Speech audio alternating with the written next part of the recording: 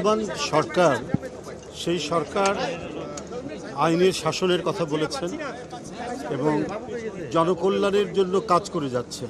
তার যে নির্বাচনের প্রাক্কালে যে অঙ্গীকারগুলো সেগুলো বাস্তবায়ন করছে। উনি তো বলেননি যে কোনো দলের পক্ষে শুধু বিএনপির লোকরা ফ্যামিলি কার্ড পাবে, বিএনপির লোকরা কি বলে যে ফার্মার্স কার্ড পাবে, এটা তো বলেন। খাল কাটা এটা সব এই জাতিগোষ্ঠীর সমস্ত মানুষের জন্য।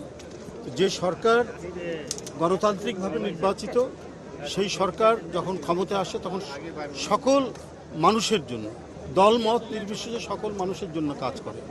আর সেই দেশের যিনি রাষ্ট্রপতি হলেন, নতুন আজকে শপথ নিলেন রাষ্ট্রপতি, তিনি দলনিরপেক্ষভাবে সকল ধরনের পলিটিক্যাল ডিভাইড এবং অভ্যন্তরীণ সামাজিক যে ফ্র্যাকচার বা অন্যান্য যা কিছু আছে সমস্ত কিছুর ঊর্ধ্বে উঠে তিনি কাজ করবেন, সেই অঙ্গীকার ইতিমধ্যেই তিনি করেছেন।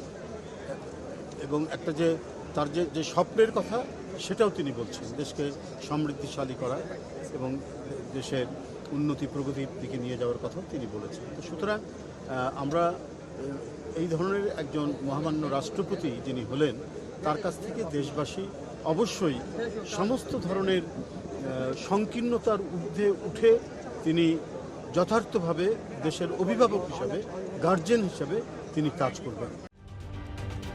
ঢালাইয়ে দৃঢ়তা, নির্মাণে নিশ্চয়তা, প্রিমিয়ার সিমেন্ট, ঢালাইয়ের রাজা। এবং যখন দেশের সর্বোচ্চ অভিভাবক নিরপেক্ষভাবে কাজ করবেন, তখন দেখবেন, কাজ করেন যখন, তখন দেখবেন যে সমাজের মধ্যে ন্যায় বিচার প্রতিষ্ঠিত হবে, আইনের শাসন নিশ্চিত হবে, আদালতগুলো সেখানে মানে স্বাধীনভাবে কাজ করবে। কারণ যে সেই রাষ্ট্রপতি যিনি রাষ্ট্রের অভিভাবক, তার যে সরকার যে যারা রয়েছেন, যারা রাষ্ট্রের পরিচালক হিসাবে কাজ করছেন, সরকার তো মূলত মানে রাষ্ট্রের পরিচালনা করেন, বিভিন্ন কর্মকাণ্ড তারা পরিচালনা করেন।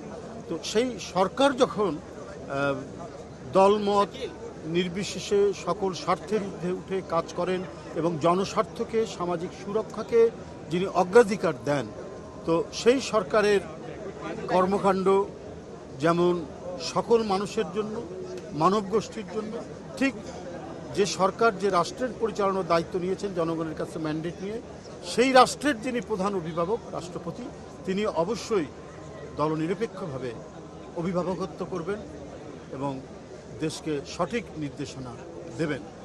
ধন্যবাদ।